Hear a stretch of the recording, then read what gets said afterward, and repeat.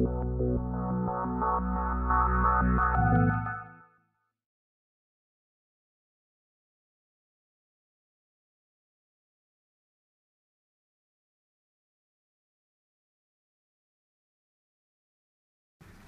président Laurent Gbagbo a été président de la République de Côte d'Ivoire. Il est ivoirien. Et quand nous parlons de la réconciliation entre les Ivoiriens, le président Laurent Gbagbo n'est pas en marge, ne peut pas être en marge de cette réconciliation. Nous serons heureux qu'il accepte de nous recevoir, nous irons volontiers parler avec lui en tant qu'aîné et souhaiter donc qu'il contribue à faciliter le processus de réconciliation. Il va de la responsabilité de chacun. Pour nous, nous n'entendons pas nous dérober au nôtre. Notre pardon n'est pas motivé par une crainte de la CPI. Puis je crois que il y a bien longtemps, j'ai expliqué un certain nombre de choses aux uns aux autres. Ceux qui pensent que les forces nouvelles ont peur d'un quelconque retour du bâton se trompent lourdement. Les forces nouvelles sont suffisamment responsables, elles assument ce qui a pu arriver. C'est pourquoi, au nom de cette même responsabilité, elles pensent qu'il est important que les Ivoiriens se réconcilient. De là à dire qu'il faut que d'autres personnes, d'autres Ivoiriens aillent en prison, pendant qu'on demande la libération de tous les autres Ivoiriens qui sont en prison du fait de la crise post-électorale, comment peut-on juger des responsables de cette volonté que certains auraient de vouloir que d'autres Ivoiriens partent plutôt gonfler le nombre des prisonniers politiques? Non. Je pense que ce n'est pas sage.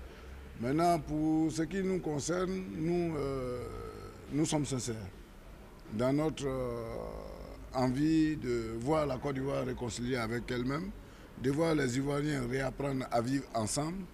Et quand nous demandons pardon pour ce qui a pu se passer.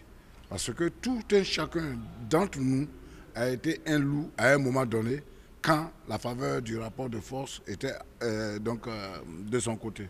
Donc bien évidemment, demandant pardon, c'est vrai, vous parlez d'une situation subite. Non, ce n'est pas subitement. Depuis Gagnoa, je l'ai dit lors de ma conférence là, que le président de l'Assemblée nationale, lui-même depuis donc, cette tournée qu'il a effectuée à Gagnoa, avait déjà commencé à demander pardon aux Ivoiriens pour la crise que la Côte d'Ivoire a traversée. Cette manière du président de l'Assemblée nationale de demander pardon, il faut que les gens comprennent ce que c'est. Il est convaincu que tous, nous avons été coupables. Tous, nous devons donc demander pardon. Et c'est pourquoi, en toute responsabilité, en toute maturité et en toute sagesse, lui, il a commencé à demander pardon pour donner le ton et l'exemple à tous les Ivoiriens pour que finalement chacun, même avec son voisin, demande pardon et accorde le pardon. Les forces nouvelles ont intégré le RADP, les forces nouvelles ont travaillé avec le RADP, continuent donc de travailler au sein du RADP. Il n'y a pas de regret. Si du point de vue idéologique, les forces nouvelles trouvent leur compte au sein d'une formation politique bien définie, les forces nouvelles s'y retrouveront. Comme je vous l'ai dit, les forces nouvelles étaient assez composites. Il y avait des militants du PDCI, il y avait des militants du RPI, il y avait des militants du RDR, il y avait même des militants de l'UDPCI. Et donc, à la fin de la crise, bien évidemment, chacun a rejoint sa sensibilité idéologique. Vous savez, tout parti politique est fondé sur une idéologie, une pensée philosophique qui sous-tend donc son action politique. Bien évidemment, c'est les membres des forces nouvelles, en fonction donc de leur sensibilité, en fonction de leur orientation, de leur pensée politique, se sont retrouvés dans les formations politiques existantes. D'où la présence des forces nouvelles au sein du RADP, la présence des forces nouvelles peut-être même au sein du RPI, la présence des forces nouvelles au sein d'autres organisations ou un mouvement politique qui existe sur la place.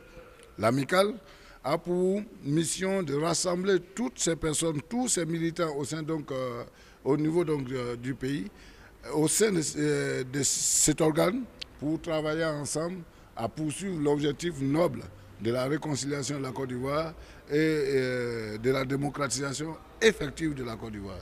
Nous saluons d'ailleurs, nous profitons de votre micro pour saluer le discours du président de la République qui a dit clairement que tout le monde sera libre de se présenter en 2020. Maintenant, ceux qui ont des objectifs, ceux qui ont des projets vont pouvoir mûrir ces projets. Mais pour nous, il y a un préalable. Il faille se battre d'abord pour réconcilier les Ivoiriens, rendre serein et sain l'atmosphère politique, rendre sereine et saine la situation politique en Côte d'Ivoire et que librement les gens déroulent leurs projets politiques au bénéfice du peuple de Côte d'Ivoire, tout en laissant bien sûr au peuple le choix de son dirigeant.